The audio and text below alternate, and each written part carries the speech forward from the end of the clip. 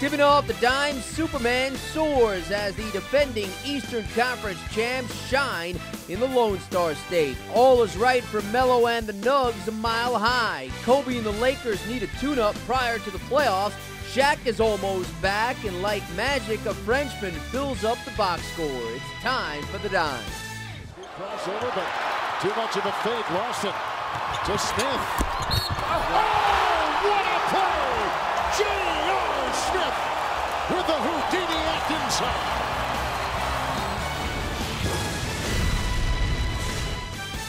Welcome to the Daily Dime. I'm Jim Basquel. Light night in the NBA on Thursday, but ahead we explore the struggles of the Lake Show and have Melo and the Nuggets hoping home cooking can help change their recent fortunes against the blazing Blazers. But first up, it's Dirk, it's Superman, and it's 2-2s, as in the second best teams from the East and West, with the Magic in Big D. Dwight Howard and the Magic, visitors to the Dallas Mavs. We pick it up early. Jameer Nelson off the drive. He's off, but Howard's certainly on with force on that putback. Later in the first quarter, Dirk Nowitzki on the hook, but Superman soars, worth another look as he does it with the left hand. His coach Stan Van Gundy certainly impressed. Hey, Dwight, that's a great job. Great job. Way to go on the D. Coach still needs a little work on that high five. Superman certainly thinks so. But we've been working on Stanley. We call him Stanley. We've been working on Stanley, so hopefully he can keep it up. Third quarter, Jameer Nelson crossing over, finding Brandon Bass. The former Maverick gets it to go. +1. Orlando goes up 16. Later in the third, Nelson off the drive. Howard off the alley-oop, showing the athleticism as he switches hands on the finish. 17 points, 20 boards, and 5 blocks for Howard. Michael Petrus, he was the wild card, scored 24, hit 6 of 6 beyond the arc as Orlando rolls 97-82. No foul. That's the first. No, it's not the first. Back on March 9th against the Clippers, you went on target. Oh, wow. I had a good meeting with the refs before the game. I'm just kidding. I just tried to, stay foul trouble and really help my teammates on the defensive end, blocking shots, rebounding, and just being a big presence in the paint. Well, I think we're a very talented team, but in order for us to win, we got to play hard every night. We got to stay consistent, and I think we're starting to peak, which is the right time to peak going into the playoffs. So, hopefully we can continue this run and win the championship, bring one back to Orlando. Here's how the top two teams in the East stack up. Nearly identical points per game and allowed for the two. Cleveland, though, has a 6-game lead for that top seed with 7 to play. Interestingly enough, the most intriguing race could now be Orlando and the Lakers, should they hook up in the finals. There's Carmelo Anthony and the Nuggets home to the Portland Trail Blazers. Denver still without Kenyon Martin and their head coach George Karl, but they had J.R. Smith, who's sending home the alley-oop feed from Anthony. Carter Smith had 15 and had the Nuggets up 4 second quarter. Later, it's Andre Miller going to 1-on-5, takes it alone. Miller scored 24 and had the visitors down just a point. But third quarter, it's Denver running. Melo behind the defense on the finish. He scored 25 and had the Nuggets ahead 65-62. They outscored Portland 53-37 in the second half. Chauncey Billups for Nene on the hammer. He scored 22. Billups added 21. He gets into the paint on this finish. Denver gets a much-needed victory. They've struggled of late, but on this night, 109-92 winners. We had to go get this one. It was a must-win. We've been talking for the last week and a half about what we need to do and what we haven't been doing, and it comes down to how hard we come out here and play. So the Nuggets win pulls them to within a half game of the Suns for the 4th spot in the Western Conference, which is also known as home court in the opening round. The Mavericks' loss drops them 4.5 back of the conference-leading Lakers, just 1 game separating spots 2 through 5.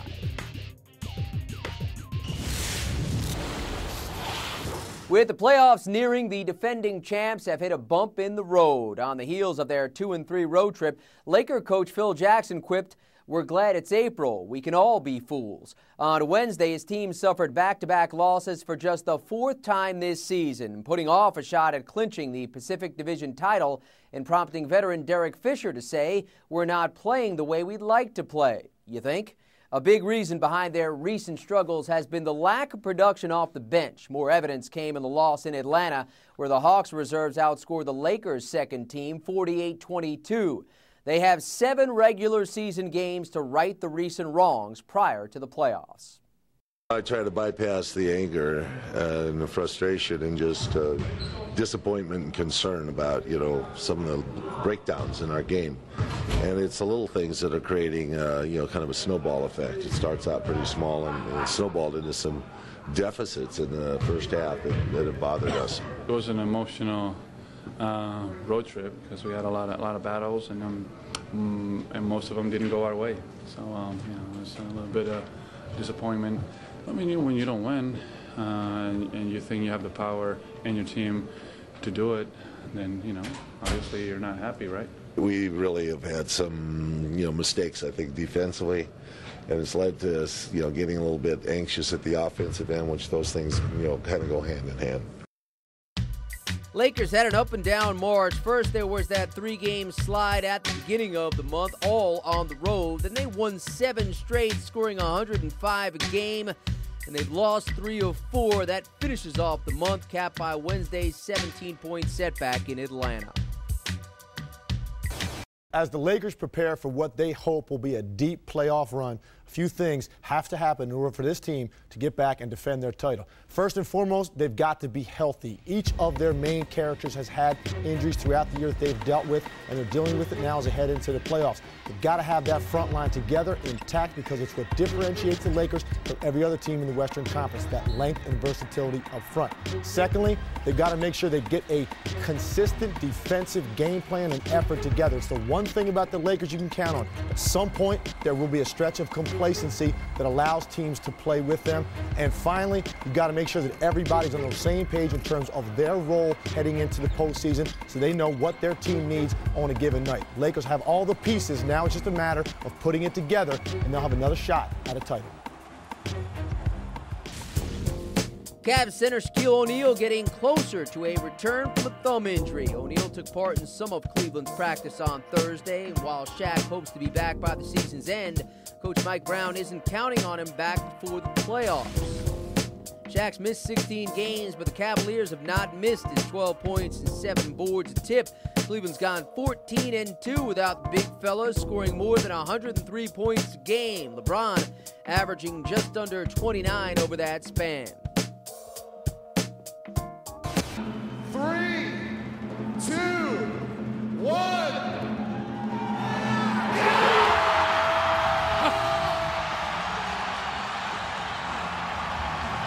He knows he didn't make it. He knows he didn't.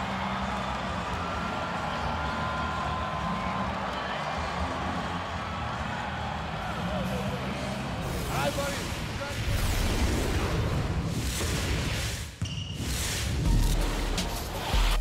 The night's top trio of dunks begins with Portland's Jared Bayless finding Martell Webster along the baseline. A powerful move. Webster did not camp out behind that three-point line, went strong to the basket. Our runner-up has Superman soaring with Dwight Howard crashing the glass on this Howard putback. Brendan Haywood comes over to try to block the shot, but no one gets a body on Dwight Howard for the easy putback. Second to none has the Nuggets running with Anthony Carter the alley, J.R. Smith the oop.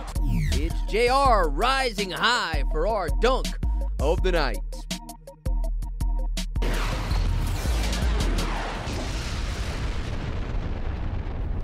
It's the Hawks and Cavs tonight on ESPN at 8 Eastern. And like Atlanta, Cleveland has won 9 straight at home. It's followed by 2 of the top 3 from the Western Conference, with the Jazz and Lakers running from Staples. Carlos Boozer has hit for 20 and 10 in each of the last 4 games, while Andre Kirilenko will not play, missing for the 10th time in the last 12 thanks to a strained left calf. Tip time is set for 10:30 Eastern again on ESPN. King center Spencer Hawes done for the season thanks to an injured left knee. Facebook and Twitter, the places to turn for more Daily Dime. But for now, our time is up. Here's a last shot with Thursday's Call of the Night. Thanks for watching. I'm Jim Baskell. Forced pass by Lewis, broken up. See how Kidd checks the floor, and that is an erroneous 24-second buzzer that stopped play. Not only did it stop play, but it stopped a wide open trail three-pointer by one of their best shooters in the game right now in Dirk Nowitzki. And it happened to the home team.